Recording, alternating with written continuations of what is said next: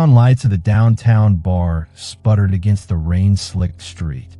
Inside, laughter still spilled from a half-empty glass, but Maya had already decided she'd had enough.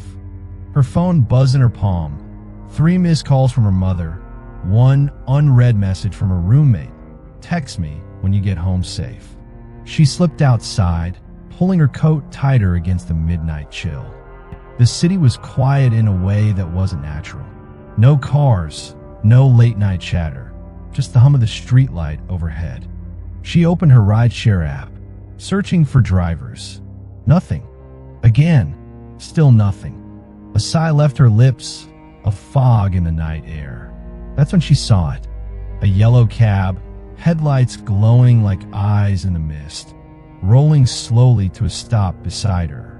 The driver leaned over, cracked the window. "You need a ride?" His voice was low, almost swallowed by the rain. Maya hesitated. Taxis weren't common anymore, not here. She glanced back at the bar's doorway, then down the empty street. No one else. Just her, the dark, and this waiting car. She pulled the handle and slid inside. The air smelled faintly of leather and something metallic. The door clicked shut behind her. "Where to?" the driver asked. Maya opened her mouth to answer, then noticed it. The meter wasn't running. The cab glided forward, tires whispering against the wet asphalt. Maya gave the address, her apartment on the east side. The driver repeated it, his tone flat, almost mechanical, before merging onto the main road. She tried to relax, scrolling through her phone, but the weak signal bar blinked, then vanished altogether. No service. Maya frowned. They weren't even outside the city yet. She glanced up at the dashboard. The radio was on, but no music, no static, just silence, the red dial glowing faintly like a heartbeat. The driver's face was hard to read in the rearview mirror. Only his eyes caught the light, dark and steady, fixed on the road, yet flicking back at her every few seconds. She shifted uncomfortably. "You drive late often?" she asked, forcing small talk. "Always," he said. Nothing more. The cab passed under a lone street lamp. For a second, she saw the driver's hands gripping the wheel, knuckles white, nails uneven, scarred. Her phone vibrated suddenly. Relief, until she saw the notification. A text from an unknown number. "Don't get out." Her breath caught. She looked up. The driver's gaze was waiting in the mirror, locked on hers, as though he knew exactly what message had just appeared. The cab slowed at a yellow light, engine rumbling low. He didn't stop. He rolled through, turning onto a darker street. Maya's heart raced. She hadn't told him to take this road. The street narrowed, the kind of road where the lamps were either broken or deliberately never replaced. Maya leaned forward, gripping the edge of the seat. This isn't the way to East Side," she said, her voice sharper than intended. The driver didn't answer. His jaw worked slowly, chewing at nothing. The cab's wipers squeaked across the windshield, dragging the silence out. She repeated herself, louder this time. He finally spoke. "Shortcuts. Trust me." But something about the way he said it felt rehearsed, like a line spoken too many times. Maya's phone, still useless, reflected her pale face in the dark window. She thought of opening the door, tucking and rolling onto the slick pavement. But at this speed, she'd break her arm. Maybe worse. The cab slowed suddenly, turning onto a dirt road she didn't recognize.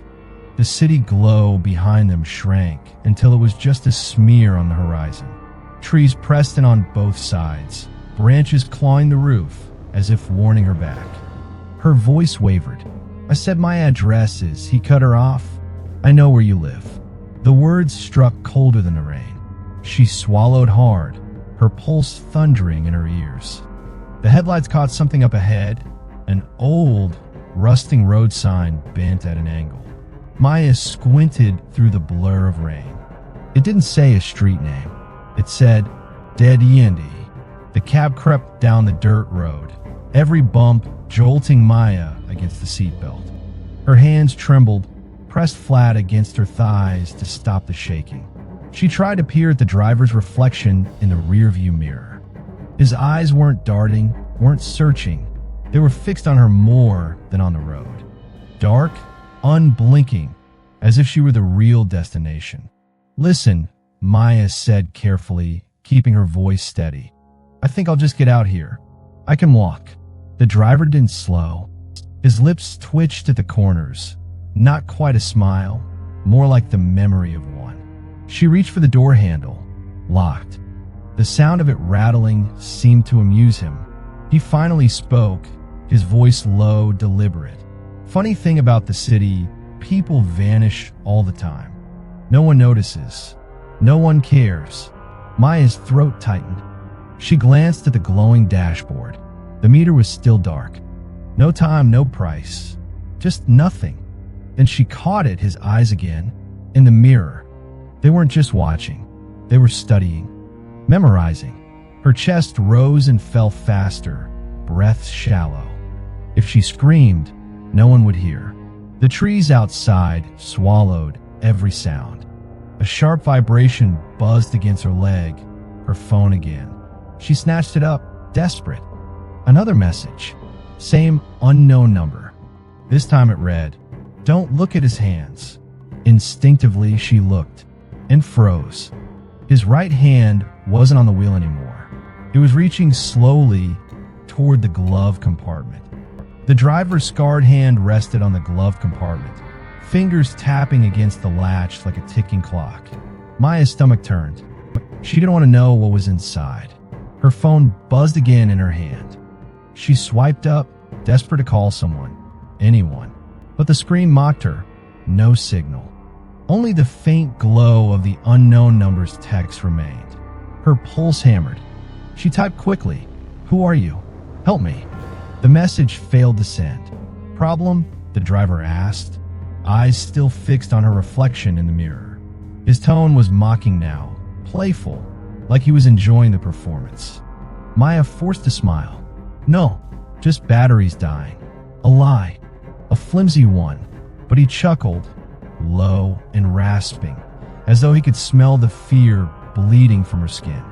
The cab swerved suddenly deeper into the woods. Branches scraped across the roof like fingernails. She braced against the door, praying for headlights, another car, something, but the world outside was an ocean of black. "Almost there," he muttered. Her chest clenched. "Almost where?" The glove compartment clicked.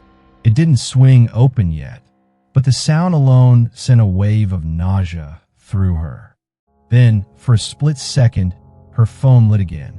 One-bar service. Maya dialed 911, whispering into the receiver. "Please, I'm in a taxi. I think I'm being..." The screen went dark. Signal gone. And in the silence that followed, she realized he had heard her. The driver's grin widened in the mirror. The cab lurched to a stop.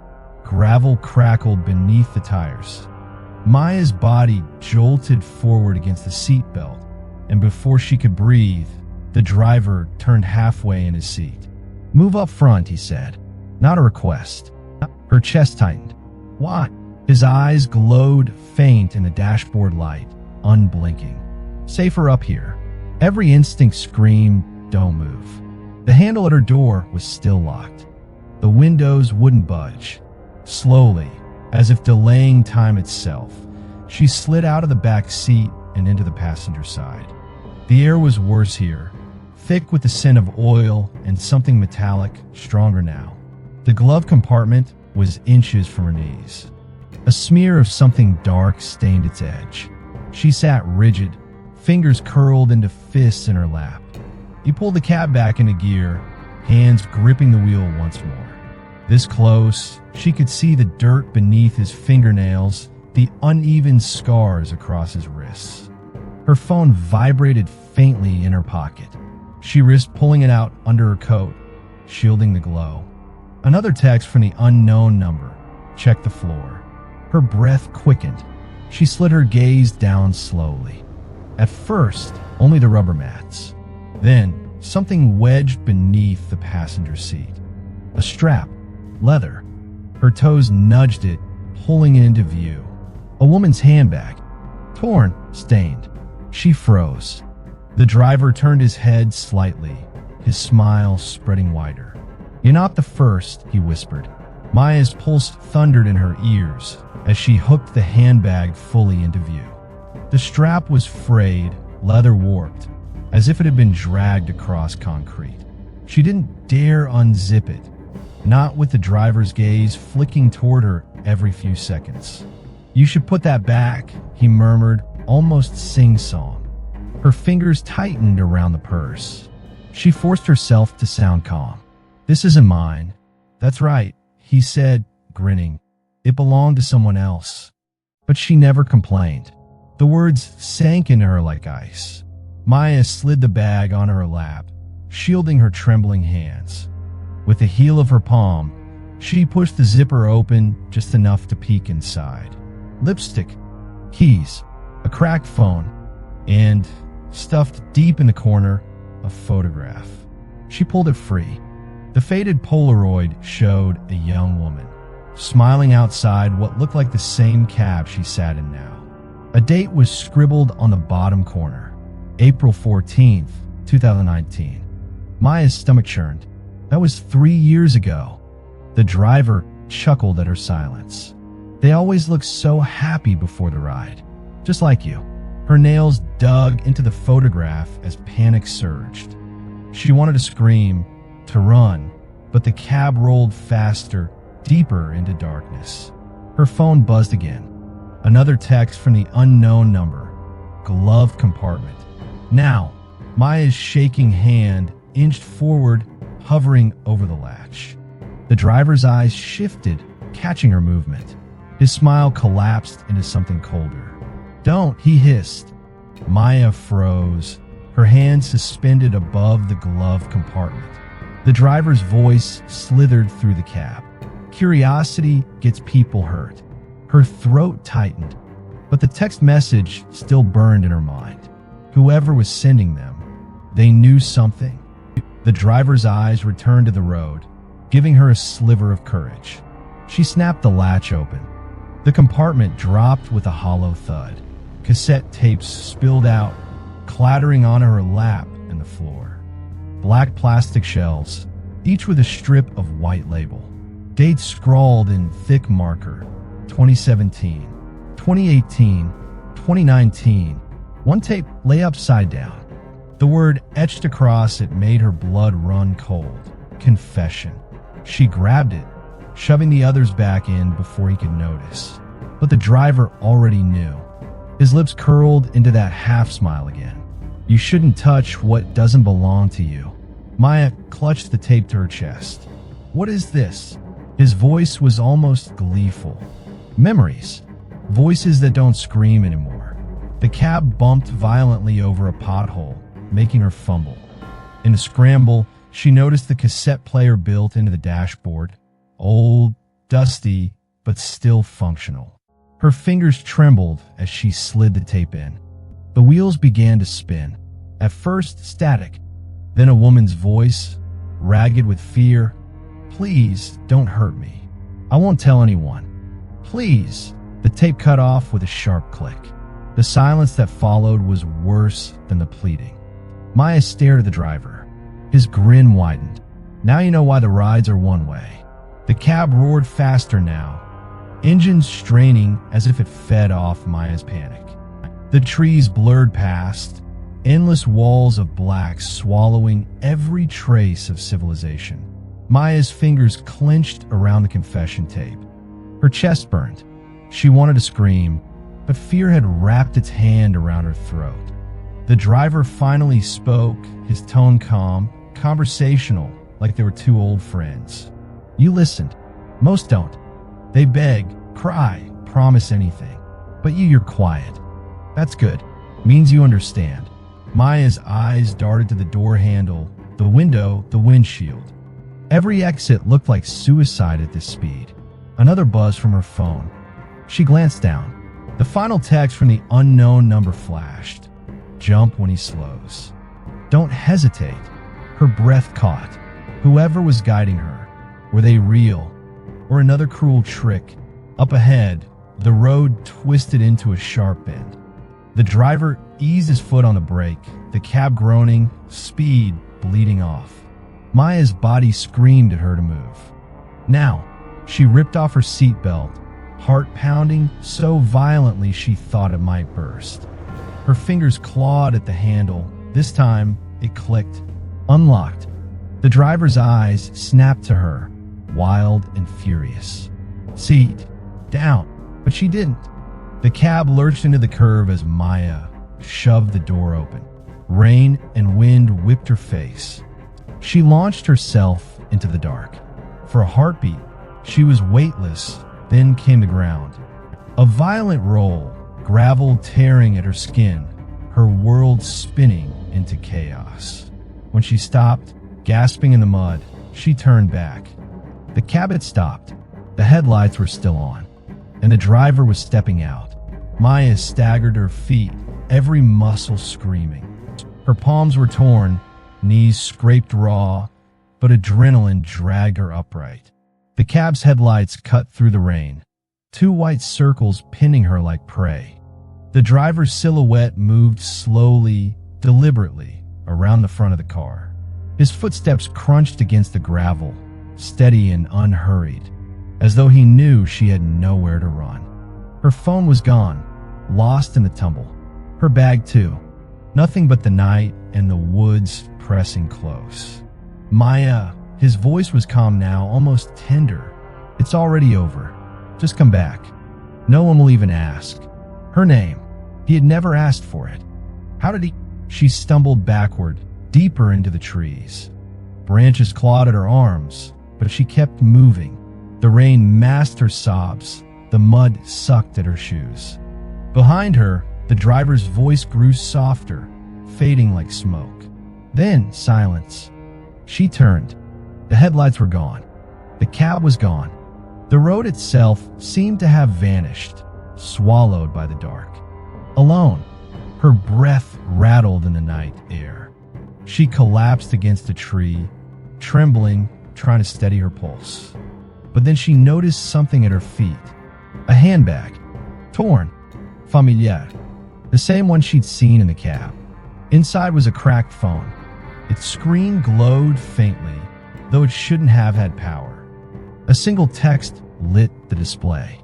From that same unknown number, "You escaped tonight, but the cab always comes back." The light flickered, then darkness, and the forest swallowed everything. Sometimes the most ordinary things, a phone, a purse, a yellow cab, are just shadows of stories that never end. So, if you find yourself alone at night and a taxi pulls up without being called, would you dare step inside? If you made it this far, thank you for riding along. Maya's story is fiction, but the truth is too many people vanish without a trace every single day. Some are never found. Some are never even searched for. So remember, trust your instincts. And the next time you see a cab waiting in the dark, meter off, driver silent, ask yourself, is it really there for you?